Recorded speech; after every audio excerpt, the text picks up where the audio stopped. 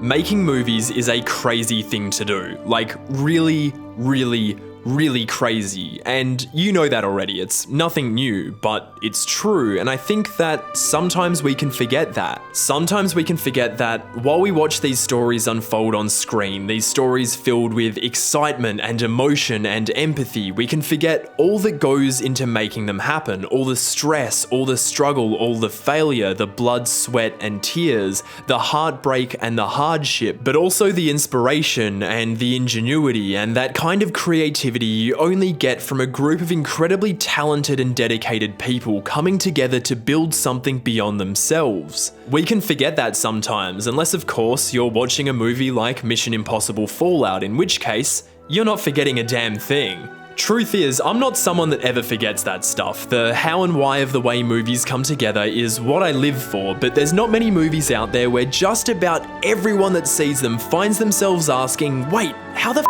did they do that over and over and over again, like the Mission Impossible movies, and none of them as often as the latest one. I mean, just how does this movie even exist? Fallout is the cinematic embodiment of the go hard or go home philosophy, a movie that's dialed up to 11 in every possible area from frame one, a movie whose sole purpose is to entertain us at any cost, a movie defined by a single rule. Do whatever it takes. And today, I want to break that rule right on down. And so, hi, my name is Bailey, and this is why I love...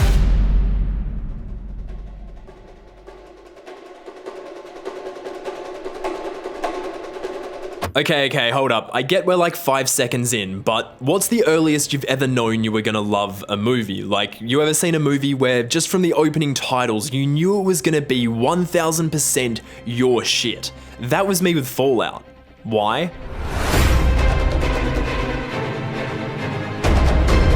Bongos, man, freaking bongos. I'll get to composer Lorne Balfe's total mastery of those rattling Cuban hand drums later on, but I just knew from the moment they rolled in that this was gonna be the Mission Impossible for me. Not that they weren't for me before, because yes, hell yes, but you hit this as your first scene after an absolute maelstrom of bongos and growling horns over the opening logos, and boy oh boy am I in trouble. Still, it's less trouble than Ethan Hunt gets in and out of over the course of this movie, because he gets into like all the trouble, just all of it. Hey, can someone help get him down from there?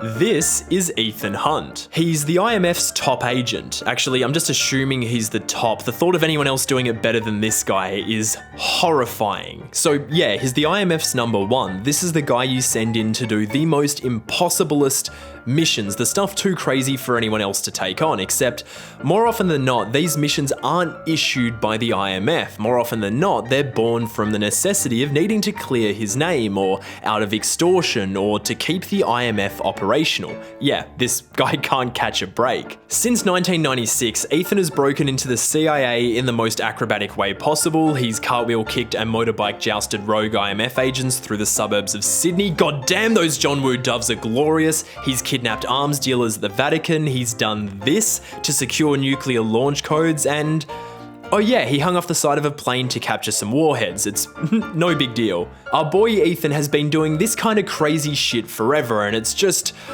so fucking awesome. But through all that, there's one kind of important question that I don't think these movies have ever really answered.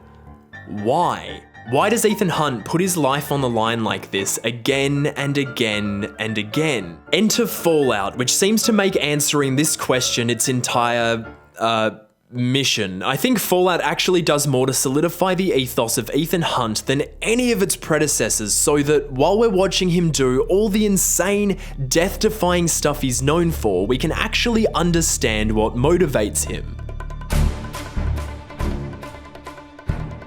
See, prior to Ghost Protocol, Mission Impossible never really had a blueprint to Ethan's character. Sure, there's some fluent story stuff between the first 3 films, but I feel like John Woo and J.J. Abrams each looked at the movie that came before and went like,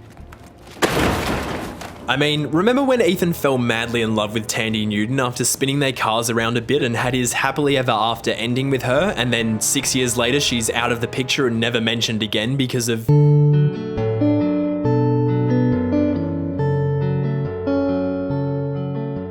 Yeah, Mission Impossible 3 decided Ethan was going to be a married man out of active duty, and good for him. Michelle Monaghan radiates so much warmth and kindness and charisma in this role, and her introduction brought the world's most extreme action hero back down to earth with a relatable humanity we didn't know he had. And yet, when Ghost Protocol kicks off another 5 years down the line, Julia is nowhere to be seen. She's been killed off before the movie even begins, and it's just business as usual for the IMF as they work to stop a sociopathic Russian scientist from kicking off a worldwide nuclear war, except Julia was still alive. Ethan had faked her death because... As long as we're together, she can never be safe. And with that, Mission Impossible could return Ethan to active duty without pretending like Julia never happened, and Fallout explores that decision even further. Forget about Julia for a second, I want to talk about Luther. Good old Luther, the only character who's been there since the start. Some would say he's Ethan's oldest friend, having been with him through everything as far back as Langley, and Fallout chooses to really accentuate that relationship. The mission in Fallout, at least before shit gets wildly out of hand, is for Ethan and his team to secure 3 plutonium cores from a black market dealer before a terrorist splinter cell known as the Apostles, a reformation of Rogue Nation's syndicate, can get a hold of them.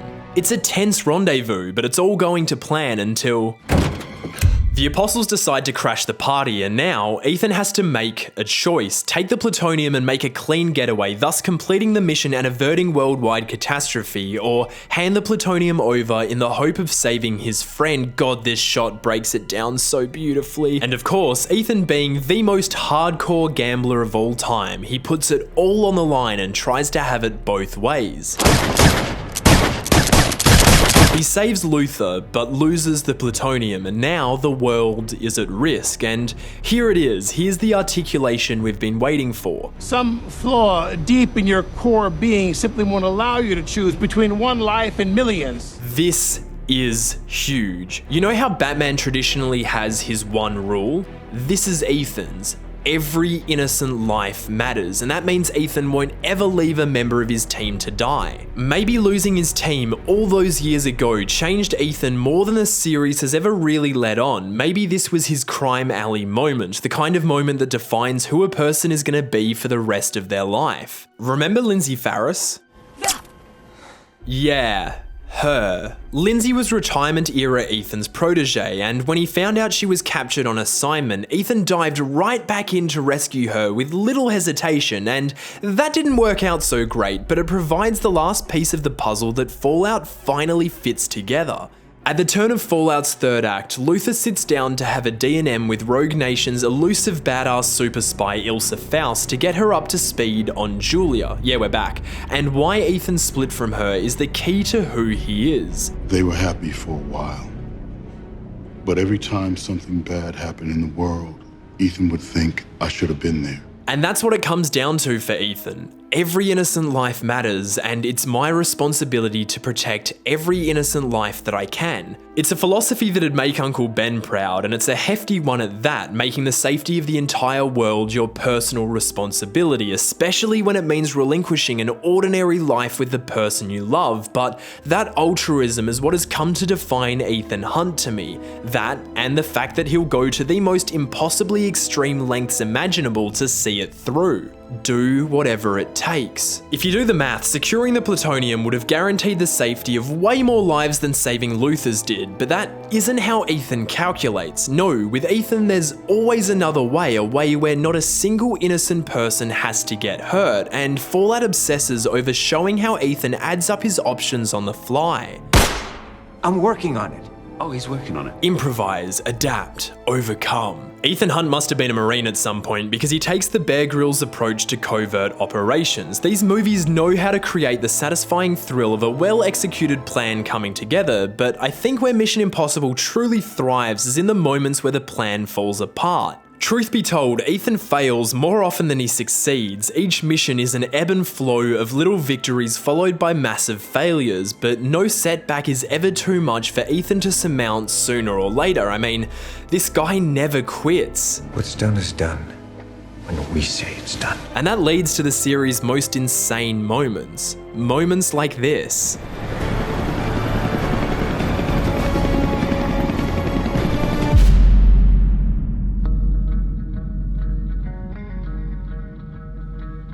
Okay, let's make one thing very clear. There is no Mission Impossible without Tom Cruise. This is real, and I think it goes without saying that doing shit like this requires a very special type of crazy, a Tom Cruise type of crazy, and that crazy is now 1000% Mission Impossible's brand. By film 6, we're going into this thinking, wow, can't wait to see how Tom takes on his death wish this time, and I think Tom knows that better than anyone. As a major classic cinema nerd, Tom has this phenomenal understanding of the way human beings respond to physicality.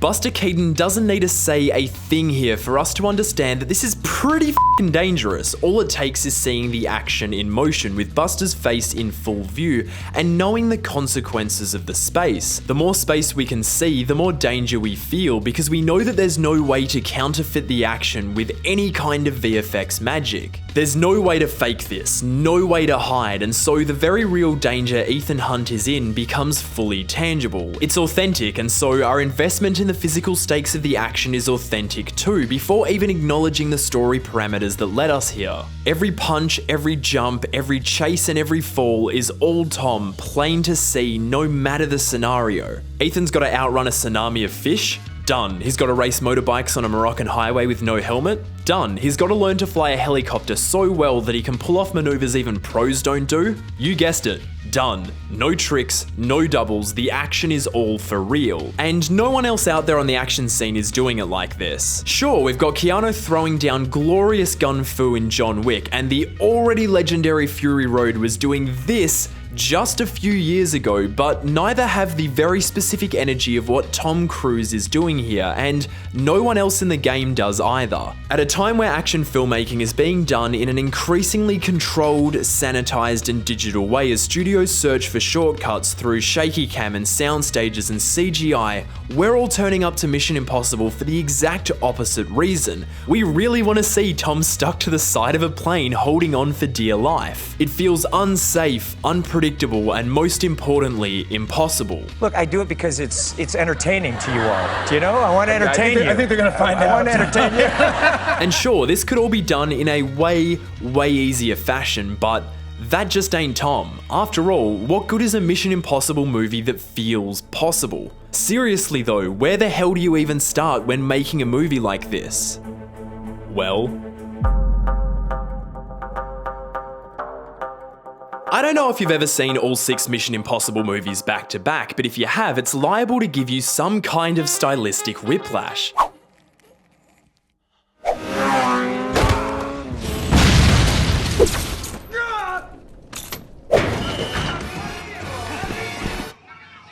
Same series baby, and that drastic shift in creative vision has more or less become a Mission Impossible staple. There's an expectation by now that each new director is going to reinvent the wheel by completely changing up the way their movie looks and sounds, delivering a vastly different experience to what's come before as a result. That's just how it's gone since 1996, but that all changed with Fallout, because Christopher McQuarrie came back. That's right, that crazy son of a bitch, the current captain of the franchise vessel, signed himself up for round 2 of supervising Tom's stunt showcase spectacular almost as soon as he finished post on Rogue Nation, and he straight up threw his whole established aesthetic out the window in order to stay true to the series' stylistic fluidity from movie to movie. Step 1 was to bring in a brand new DP with Rob Hardy, and you can see the result of that switch up from the very first shot. Robert Elswit shot Rogue Nation in a very practical, almost down to business kind of way, but Fallout is utterly drenched in this mysterious, introspective, almost romantic atmosphere, just totally saturated top to bottom in an ethereal glow. Between this, Ex Machina, and the inexplicable visual euphoria of Annihilation, like,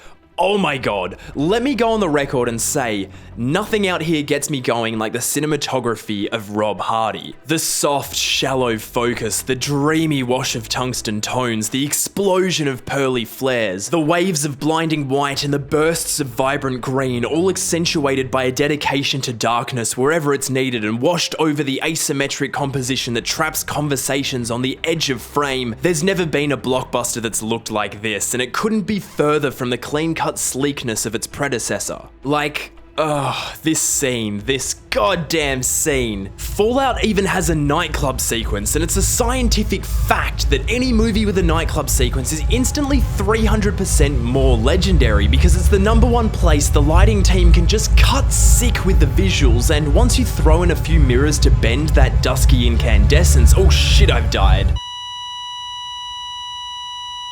Whoa, I'm back, and while I'm here, let's not forget this knockout sequence is also responsible for 1. Introducing us to the White Widow, aka the greatest Bond girl of all time, even if she's not actually in a Bond movie because Vanessa Kirby totally crushes it, and 2. Giving us one of the hottest hand-to-hand brawls of the past decade. I mean, look at that power.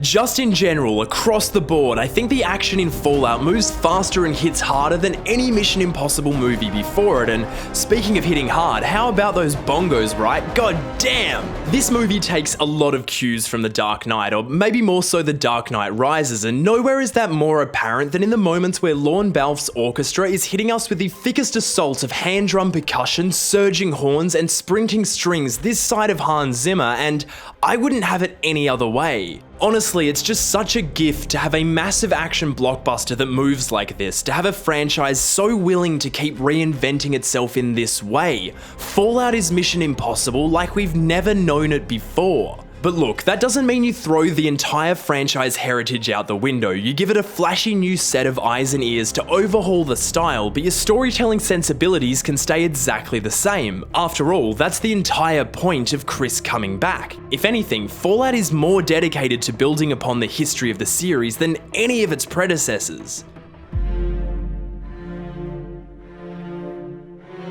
Ethan is quite literally haunted by his past every time he closes his eyes, and oh yeah, you know I love a good dream sequence or two. Can't get enough of them. Tom wanted Fallout to be the movie that finally brought closure to Julia's story, because Ghost Protocol, sweet as it was, just wasn't enough, and that's why Chris's approach to defining Ethan's core values is so built around the collapse of their relationship. This is the Fallout. By the time we meet her again, we already know why they're not together, but we've never really seen how they actually feel about it. It was good to see you. I'm so sorry, Julia. I'm so sorry. All that warmth and kindness and charisma, it's still there. This reunion is so loaded with yearning and desire and affection, and we immediately understand that their love for each other never faded. It's just a mutual understanding that they each need to be who they need to be on their own. They're both lifesavers, they just have to do it in their own way, and that's okay. And as sweet as all that is, Julia isn't even the steamiest romance Ethan is involved in during Fallout. It's not with Ilsa either, though the two of them really are the ultimate secret agent partnership. No. Ethan's ultimate love affair in this movie is with Solomon Lane. Ethan and Solomon sitting in a tree. Kissin. You should have killed me, Ethan. But I'm glad he didn't, because to keep the Caped Crusader analogy going, Lane is the Joker to Ethan's Batman, an arch nemesis perfectly calibrated to diametrically oppose every one of the hero's core values. Their rivalry has a history now going into this second showdown, and that situates it in a far more personal territory than the first time round. This is about revenge, so this time it's more than just Benji strapped to the chair, it's everyone Ethan cares about, plus 1/3 of the world's population. Okay. Fallout takes that critically personal threat that Mission Impossible 3 nailed in its final act and applies it to the whole movie, culminating in a finale where Ethan's entire world, everyone he loves, it's all gone if he can't stop Lane.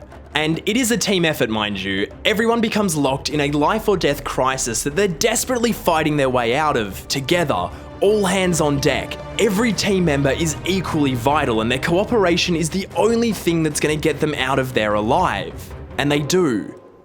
Barely. It's funny. How could Ethan have ever predicted that things would go that far, that a single choice on a seemingly low-key mission would lead to this? All because he just couldn't live with losing his best friend. Fallout is a Mission Impossible story infused with more excitement, more emotion, and probably more plot than ever before, and here's what does me in. Here's the thing that's so ludicrous about Fallout that I cannot even begin wrapping my head around it. They made it up on the fly.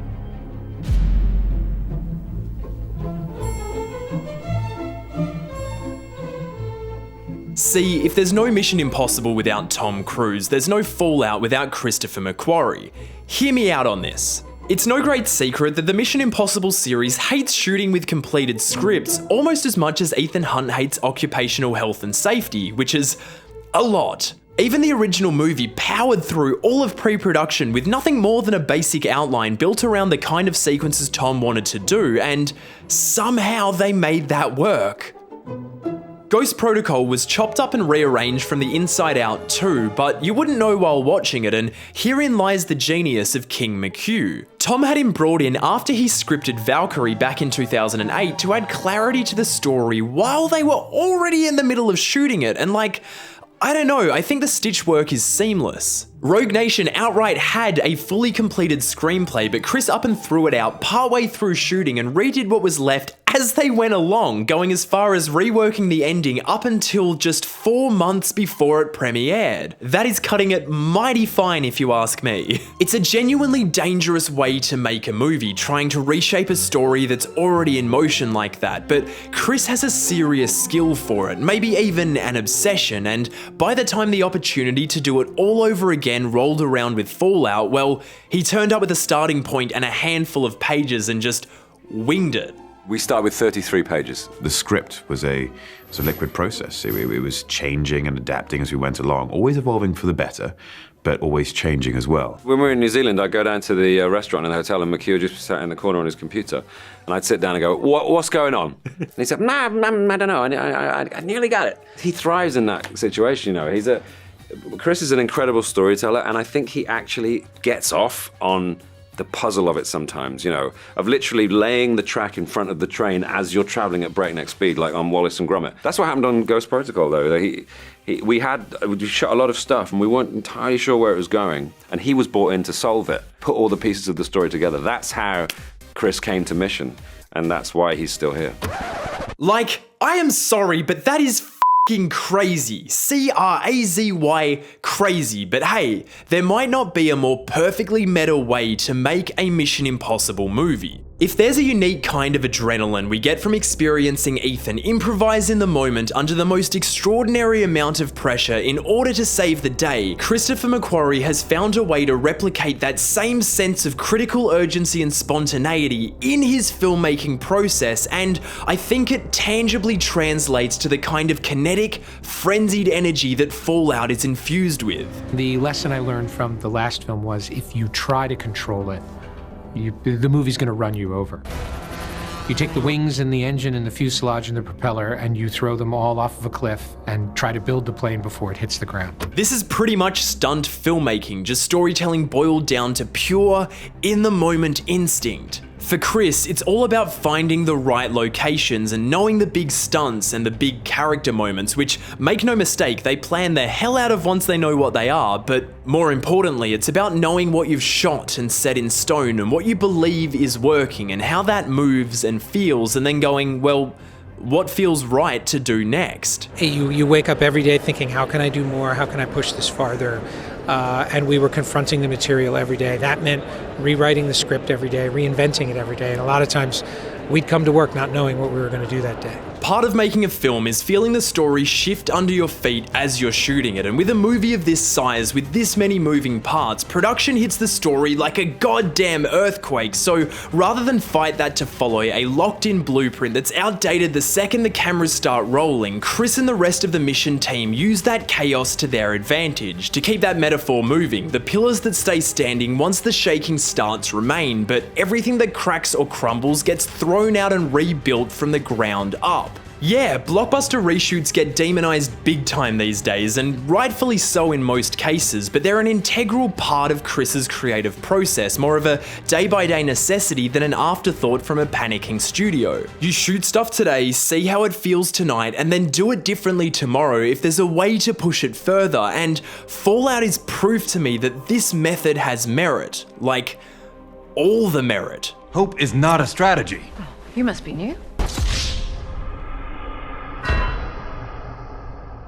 When you really pay attention to Fallout, like when you've watched it frame by frame for 6 months straight like I have, you can start to see just how often scenes have been repurposed or rearranged, reshot or rewritten, and it's so flawlessly integrated that the retroactive reassembly of it becomes even more stupidly impressive to me than if it was nailed down on the page the first time through, because it leads to a movie that feels unsafe, unpredictable, and you know it, impossible, in all the ways that a standard production process could never even dream of achieving. Improvise, adapt, overcome. That really is the perfect Mission Impossible mantra. This one-of-a-kind process is so focused and ruthless in its pursuit of making the best movie possible that Tom and Chris and their resident editing wizard Eddie Hamilton are cutting entire set pieces from the film, like this one at the Grand Palais, which looks freaking unreal. Can you imagine being so committed to delivering perfect entertainment that you're willing to cut out entertainment because there's simply too much of it? That's madness. But that's why these two are the perfect madman pairing. They're made of the same kind of madness, the same kind of crazy. Chris is to filmmaking what Ethan Hunt is to international espionage. Just swap out the heroic altruism for an obsession with achieving universally maxed out storytelling satisfaction delivered as economically as possible, and they're practically one and the same, going to the ends of the earth to do what they do best, no matter how extreme the job gets. The more extreme the better, actually, because deep down they're doing it like this for the thrill, and that's why Chris keeps coming back. He's addicted to it, just like Tom. They're hooked on the chase, the pursuit of that perfect Mission Impossible movie, that perfect Mission Impossible moment, that moment that gets us to say, only Mission Impossible could do that, whatever that means, whatever that takes.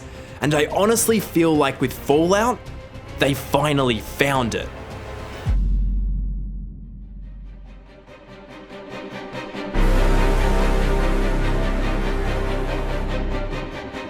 Welcome to the convergence, the moment where I believe everything that makes Mission Impossible what it is culminated into its apex self. This is Tom doing a real stunt, shot in the most dangerous way possible, all while pushing the action through a situation that challenges Ethan's foundational ideology. I get that the ultimate stunt in Mission Impossible is a hot debate for a lot of people, but it's not a question for me at all.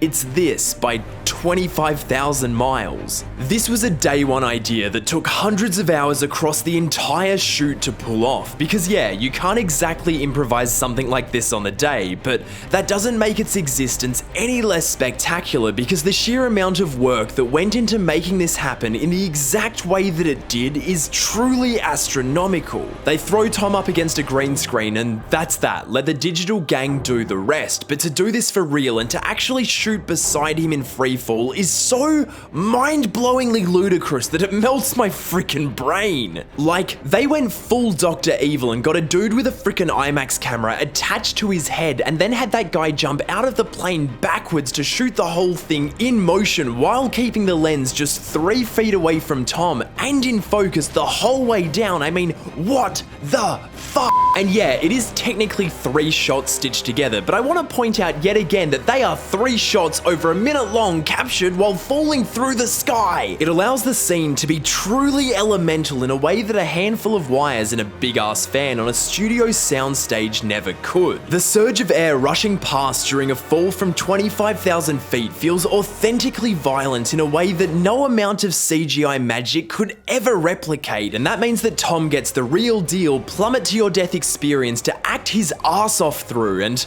my god, he is all in. And that's not to say there's not some major, brilliantly executed VFX work at play here. A Halo jump on its own, while incredibly awesome, isn't all that stressful to watch if it all goes according to plan. So Chris decided to ratchet it all up to 11 by painting in this gargantuan electrical storm that clocks Walker out for the rest of the dive, something that's both stylish and practical, because one, you absolutely could not do this over the Paris skyline, so it's a perfect way to paint out Abu Dhabi, and two, it activates a critical conflict within Ethan's founding principle. Every innocent life matters, and it's my responsibility to protect every innocent life that I can. Now, Walker is way less than innocent. Hell, even before his true nature comes to light, he and Ethan are already not each other's biggest fans. I assume his identity.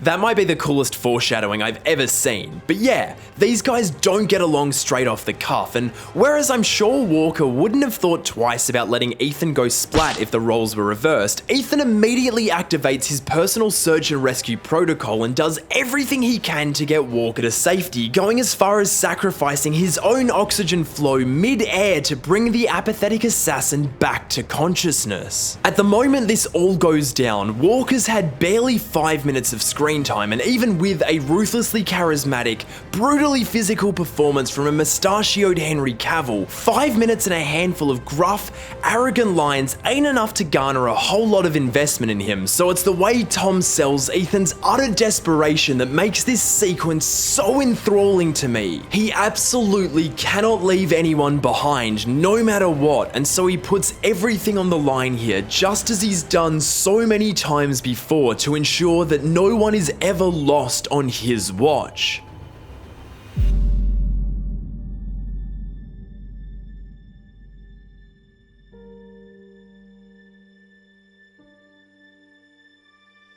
Because that's what it's all about, right? Just like Ethan Hunt will do whatever it takes to save the day, to protect the innocent, whether it's one life or a million, Tom and Chris and every other member of this incredible Mission Impossible team will do whatever it takes to entertain us every single time. In this moment right here, as I'm falling through the sky with Ethan, as I'm as close as I think I could ever possibly get to being a part of the action, to being a part of Mission Impossible, I feel like everything Tom has been trying to capture with this series for over 20 years finally comes together. This moment is the potential of what Mission Impossible can be, fully unlocked. It is, to me at least, the definitive Mission Impossible moment in the definitive Mission Impossible movie. Fallout is everything I've ever wanted from an action blockbuster. It's got the style, the scale, the sound, the simplicity and the creativity, the emotion and the artistry, and yeah, it's got the action too.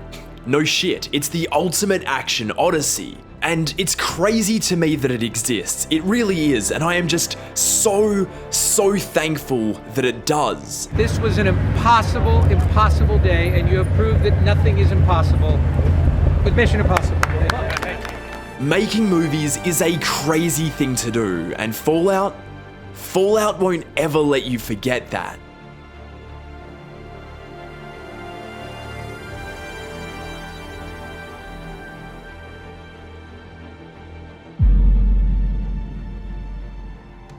Hey everyone, thank you so much for watching this video. This one has been a long time coming, not just because I've wanted to do a video on Fallout since that film came out, but because I basically started this video at the end of March, and I've kind of worked on other things in between and kind of kept putting this one on the back burner, but I've finally committed to seeing it through. I wish I had found a way to incorporate the fact that I've basically been ripping out parts of this video and putting new parts parts in for that entire time, just like Christopher McQuarrie does with his Mission Impossible films. I would have loved to have found a way to tie that up, but I think I'm pretty proud of this video overall, and I'm just happy that it's out there for you guys to enjoy. So if you did enjoy it, please let me know in the comments. Actually, write anything in the comments. I just want to get that algorithm to pick this video up and send it on its way. Give it a nice little time out there in the YouTube wilderness,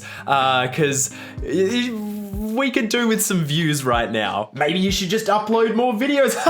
Why would I do that if I could just keep uploading them once every 2 months? I'm trying to do better, you know. Please give this video a like, and of course, share it with your friends. And if you have not done so already, subscribe to this channel. We're exiting phase 1 of Loverboy and moving into phase 2, where videos are gonna be bigger, wilder, and way weirder. I've planned out my slate for the next 10 videos or so. It is going to be massive. I cannot wait for you guys to see the huge upgrade we're about to go through moving into this next phase. So if you want to be there to see every part of it as each video drops, be sure to subscribe to this channel. And I also need to say, I've said it a couple of times this year and I'll say it again. Thank you so much to every single person who is supporting this channel on Patreon through this year, because this year has been a mess and I've barely uploaded. So I appreciate every single one of you pitching in to support what I do here on this channel. I cannot tell you how much that means to me. Everyone who supports on Patreon is gonna have their name in the credits for at least the rest of 2020, just so you guys know just how much I appreciate your support. If you have not already signed up to the Patreon, you can do so and get access to, hopefully, a bunch of rewards. I'm hoping to revamp Patreon soon to find new ways to give back more to you guys for engaging with my stuff and supporting me like that. So thank you so much.